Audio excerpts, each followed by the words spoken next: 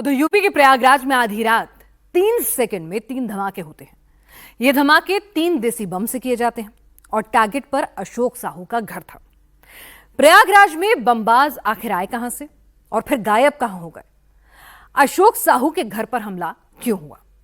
Police पड़ताल में जुट गई है, लेकिन बमबाजी ने प्रयागराज को जरूर डरा कर रख दिया है।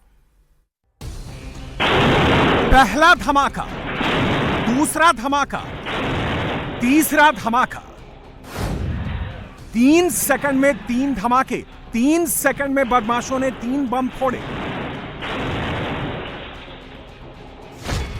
पहले एक बाइक 10-15 की स्पीड में आती है। बाइक पर 2 लोग बैठे होते हैं। दोनों ने टोपी पहनी हुई है। बाइक के 5 कदम पीछे एक लड़का चल रहा है और यह भी टोपी पहना हुआ है। और अगले 3 सेकंड में 3 बम फेंके जाते हैं।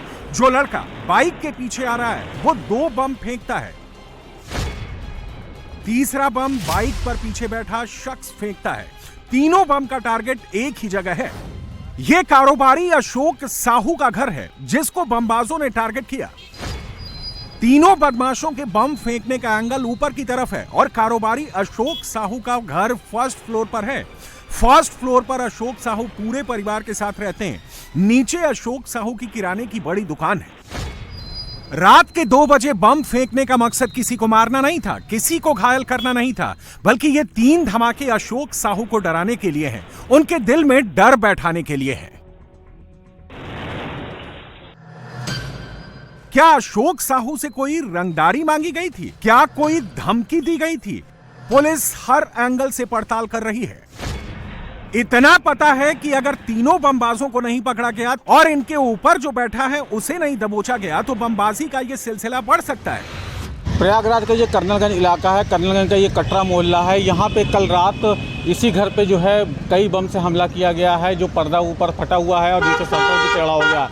नीचे अशोक साहू जी की जनरल स्टोर की दुकान है और इन्हीं के घर पर ही बम चला है। तो ये बताइए कि कोई किसी से अभी कभी कोई झगड़ा, कभी कोई झगड़ा नहीं, कोई वो नहीं। हम लोग शांतप्रिय व्यापारी हैं। कटरे के सम्मानित व्यक्तियों में नाम है। कल रात में जो बमबाजी हुई कितने बजे की बात है? ये जब बम फटा तब हम लोग जागे हैं। लगभग 2 बजे का था समय। बड़ी मार्केट है, यहाँ पर आप ही के घर पे बम फेंका गया और निशान भी बना हुआ है।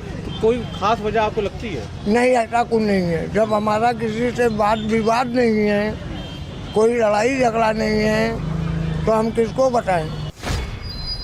बदमाशों ने 3 बम फोड़े थे। पहला बम फर्स्ट फ्लोर की खिड़की से टकराकर फटा, दूसरा बम किराने की दुकान के शटर से टकराकर फटा और तीसरा बम भी इमारत की दीवार पर जाकर फटा।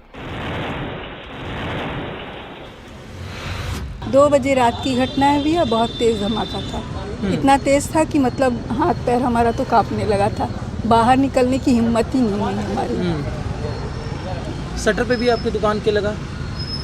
शटर को छुलाया है, हल्का सा छुलाते हुए तिरछे में उन लोग जब डाले तो हल्का सा शटर के किनारे छुलाते हुए। जब ये रात में बम चला तो आप लोग सो रहे थे उस वक्त? हाँ, सो रहे थे।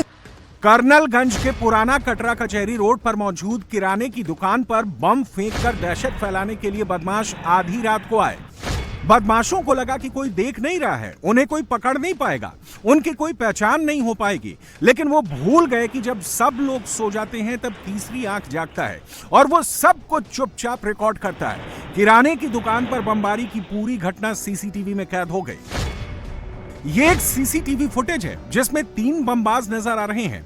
पुलिस बाकी सीसीटीवी फुटेज खंगाल रही है।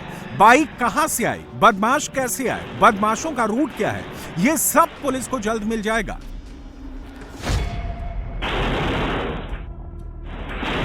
जो बम फोड़े गए हैं ये देसी बम हैं। इनको घरों में बनाया जाता है, लेकिन हर कोई नहीं बना सकता। देसी बम बनाने वाले एक्सपर्ट होते हैं। ये बम कहां बनाए जाते हैं, कैसे बनाए जाते हैं, कौन बनाता है, इसकी चेन पकड़ना पुलिस के लिए मुश्किल नहीं है।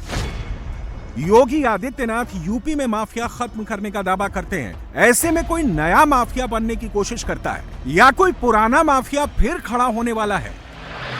हो सकता है कारोबारी अशोक साहू की कोई पर्सनल रंजिश भी हो, क्योंकि अशोक साहू किराने की दुकान चलाते हैं। पूरे इलाके में इनका सबसे बड़ा स्टोर है। महीने में लाखों की कमाई है। करीब 2 साल से प्रयागराज के कर्नलगंज में बमबाजी की कोई वारदात नहीं हुई थी। करीब 2 साल बाद एक बार फिर बमबाजी हुई है और इस केस को जल्द से जल्द सॉल्व कर आरोपी को पकड़कर जेल भेजना यूपी पुलिस के लिए एक बड़ा चैलेंज है।